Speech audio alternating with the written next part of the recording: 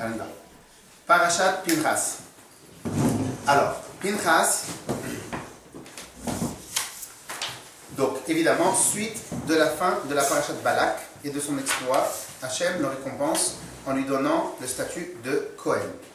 Donc, on rappelle bien l'histoire. À la fin de la Parashat Balak, on avait vu que Bilam, il avait été énervé de ne pas pouvoir détruire, de ne pas pouvoir maudire Israël. Donc, malgré qu'il n'a plus été payé, puisque Balak l'a envoyé chez lui, malgré ça, il s'est dit, il faut que je fasse quelque chose pour faire mal. C'est le genre de gens qui voient que c'est perdu, mais il faut absolument qu'il fasse mal. Donc il a vu que c'était perdu, que c'était pas possible de détruire Israël, il s'est dit quand même il faut que je fasse mal. Qu'est-ce qu'il a fait Bilam? Il a dit à Balak, regarde, il y a une seule chose. Elokam shel Elu sonnaient leur Dieu, il ne supporte pas, leur Dieu ne supporte pas la débauche. Donc puisqu'il ne supporte pas la débauche, il faut tout faire pour qu'il la débauche.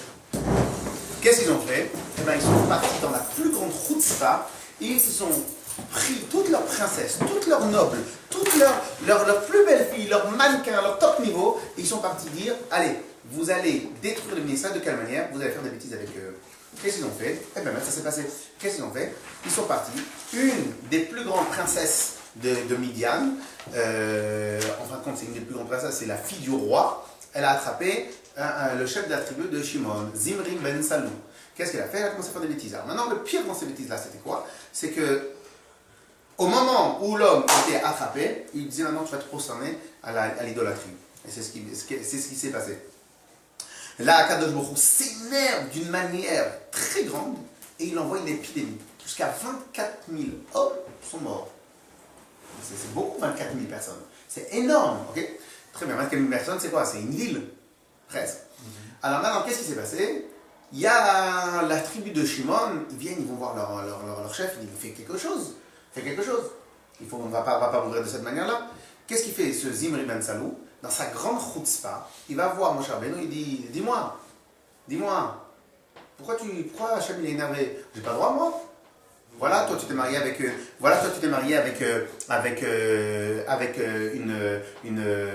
une fille à la base goy. Elle s'est convertie, Tzipora, mais à la base elle était goya. Et je suis en cours. Je te rappelle, je suis en cours. Ah ouais. Alors, et donc qu'est-ce qu'il fait? Moshe Rabbeinu, il savait plus. C'est pas qu'il savait pas quoi faire. Akadosh Baruch Hu, il a fait en sorte qu'ils ne répondent pas. Des fois, Akadosh Baruch Hu, il laisse des fois des blancs chez les tzadikim, parce que les tzadikim sont en connexion directe. Des fois, il laisse des blancs. Comme ça, après, chacun peut venir prendre le kavod qu'il est censé prendre. Donc, pour laisser la place à Pinchas. Pinchas, il voit ça, il pique une crise de nerfs. Comment on peut faire ça, Akadosh Baruch Hu, après tout ce qu'il nous a fait? Donc, il est venu, il s'est mis à la place d'Hachem, il a eu les nerfs à la place d'Hachem. Qu'est-ce qu'il a fait? Il est parti voir Moshe Rabbeinu. Il dit, dis-moi, il n'y a pas marqué que quand la boîte est knaanite, mais Kenaïm, Pogimbo, tout celui qui Dieu présente, il va avec une goya. Les Kenaïm, ceux qui jalousent Akadosh Baruch Hu, ils viennent, ils peuvent le tuer. Sans avoir de beddin, sans avoir rien de sommation, rien. C'est comme ça le din. Donc c'est quelque chose de très grave. Moshe Rabbeinu, il vient, il fait, bon, celui qui ramène la lettre du roi, c'est à lui de l'exécuter. Pinchas, il a fait, bon, alors, ok, j'y vais. Il vient, il va tuer Zimri ben Salou et la fille. Quand il les tue, Akadosh Baruch Hu fait plein de miracles. Il fait parce qu'il avait des gardes devant, donc il a réussi à éviter les gardes. Il fait en plus qu'au moment où il les a tués dans un monde de flags. Donc en plus, il les a tués les deux d'un seul côté. D'un seul coup, quand il les a récupérés, il a eu la force pour porter les deux. En plus, quand il les a portés, il ne fallait pas que la lance elle se casse. Donc il y a eu plusieurs miracles qu'Akadosh Baruch Hu il a fait pour qu'il prenne son statut. Lorsqu'Akadosh Baruch Hu il est arrivé, lorsqu'il a terminé, c'est là où commence la paracha d'aujourd'hui. La paracha d'aujourd'hui, elle commence avec Pinchas ben Elazar ben Aaron HaKohen, Heshiv et Chamati me'al ben Israël. Elazar et Pinchas ben Elazar, le Pinchas le fils d'Elazar ben Aaron HaKohen, le petit-fils d'Aaron HaKohen, il a calmé ma colère. Pourquoi? Akadosh Baruch Hu il était sur le point de choses. Des fois, qu'est-ce qui se passe? Lorsque les hadiths, ça n'a rien à voir avec Akadosh Baruch Hu, mais lorsqu'on est énervé, qu'est-ce qui se passe? Ou bien on se fait justice à soi-même, ou bien si on voit que quelqu'un d'autre a fait justice pour moi, là on est calmé. Pourquoi on est calmé? Bon, justice, il y a eu. Ah, Kadosh Baruch Hu, il était prêt vraiment à se mettre en colère et faire beaucoup de mal en Israël. Qu'est-ce qu'il a fait, Mitras? Il a fait le job d'Akadosh Baruch Hu. Donc il a Heshiv et Hamati. Il a calmé ma colère. Qu'est-ce qui a marqué? Bekano et Kinati. Lorsqu'il a jalousé ma jalouse. C'est-à-dire il est venu et il a fait l'acte à ma place. C'est-à-dire il s'est mis à ma place. Et donc, qu'est-ce qu'il a eu? Et Pinchas, regardez, il a eu un cadeau extraordinaire que seul lui a eu. Il est devenu Kohen. Mais à la base, Pinchas n'était pas Kohen. Pourquoi à la base Pinchas n'était pas Kohen? Parce que Hachem, il a transformé Aaron et ses fils en Kohen. Mais les petits-fils qui existaient déjà, ils n'étaient pas Kohen. On est d'accord? Vous voyez le lien ou pas? Donc il y avait Pinchas, Nadav, Avihu, Elazar, Itamar, les 5 qui sont devenus Kohen. Et les enfants qui vont naître après deviendront Kohen. Mais ceux qui étaient déjà nés à ce moment-là, ils ne sont pas devenus Kohen. Donc il n'y avait que Aaron et ses enfants. Ok?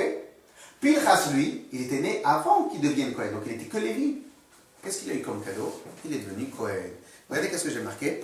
La question qui se pose, mais ok, alors pourquoi il n'a pas donné des richesses? Pourquoi il n'a pas donné une grande chorma dans la Torah? Pourquoi il lui a donné être Kohen? Quel rapport, la Kehuna, quel rapport être Kohen et avec l'action qu'il a fait?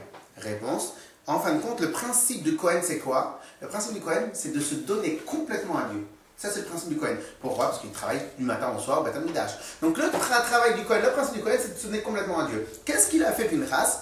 Il est rentré dans le gant d'Hachem. Il s'est mis totalement à la place d'Akadosh Baruch Hu. En se mettant totalement à la place d'Akadosh Baruch Hu, qu'est-ce qu'il a fait? C'est le plus haut niveau de Messirut Nefesh. Messirut Nefesh, c'est don de soi. Don de soi, c'est une fusion totale avec Dieu. Il s'est mis totalement dans le gant d'Hachem, puisqu'il s'est mis à la place d'Hachem. Donc, puisqu'il a fait un acte de Kohen sans être un Kohen, il a reçu le cadeau d'avoir le statut de Kohen. Ce que je comprends pas, normalement, le Messirut Nefesh, c'est en cas de menace. Quand t'es menacé, parce que comme il fait chaud. C'est quand t'es menacé que tu fais du Messirut Nefesh. Non, alors, bravo. Très très bonne question qu'il a posée. A priori, Messirut Nefesh, c'est quand on est menacé. C'est comme ça qu'on appelle le don de soi, être prêt à mourir. Je suis d'accord. Mais au final, venons réfléchir 2 minutes. On n'est pas tout le temps menacé de mort. Non. Alors, c'est pas comme ça qu'il faut comprendre Messirut Nefesh.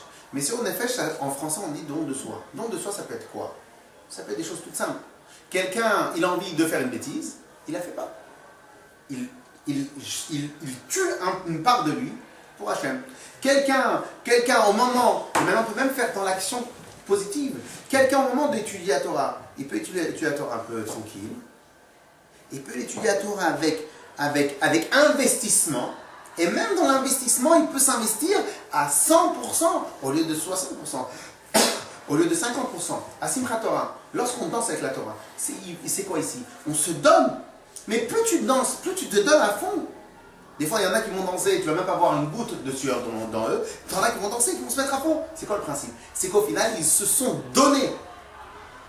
Okay? Il y a des fois qu'on voyait des gens qui ont fait quelque chose d'extraordinaire, ils se sont donnés à fond pour la chose. C'est-à-dire quoi, ils se sont donnés à fond? C'est qu'ils ont mis leurs besoins primaires, leurs besoins vitaux, leur envie pour eux, ils les ont mis sur le côté et ils sont mis complètement à Dieu.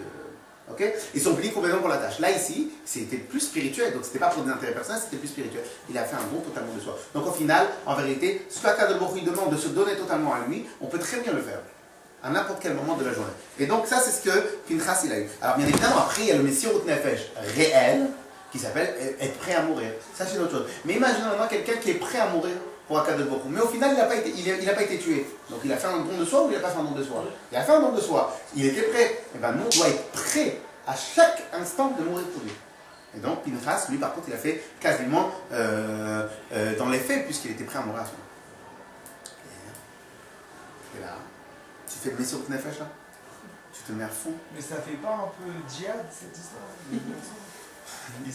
Alors, la différence entre ceux qui font le djihad et les autres, c'est qu'eux, ils font mal aux gens, donc même à des innocents, bien que dans leur tête à eux. Ça, c'est un. 2, ça, c'est un. Et deuxièmement. Ça suffit, ça. Mais deuxièmement, tu les verras jamais faire un don de soi pour faire du bien, pour construire.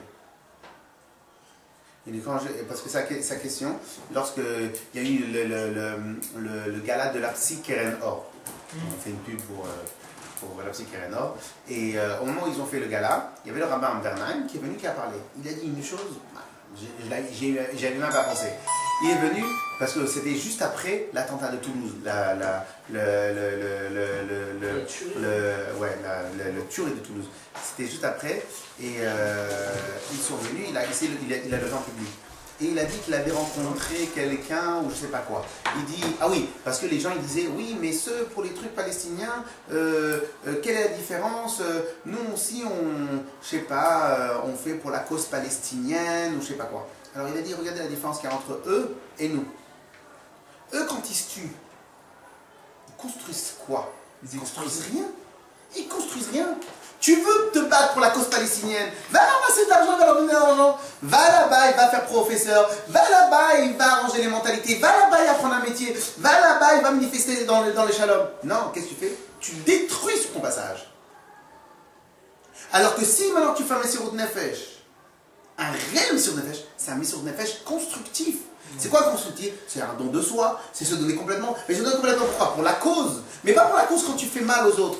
Vous savez, il est toujours facile, quand on va pour aller à la Sefer Torah, pousser les gens sur place, pousser. Mais c'est ça l'amour. Ça l'amour pour la Torah, c'est en faisant mal aux autres. Non, l'amour pour la Torah, c'est que même si des fois tu vas rater ce que tu as envie, mais tu laisses la place aux autres. Donc tu as envie de te donner à toi-même, après tu laisses aussi un peu à Kadosh Baruch pour faire choisir pour toi. Donc il y a une différence fondamentale et c'est même pas... Vous l'avez vu. Alors, le passage nous précise que le fauteur était une princesse. Pour nous montrer à combien leur niveau de haine, jusqu'au point où ils ont envoyé leur propre fille. C'est-à-dire, envoyer sa propre fille, se dénigrer, c'est quoi?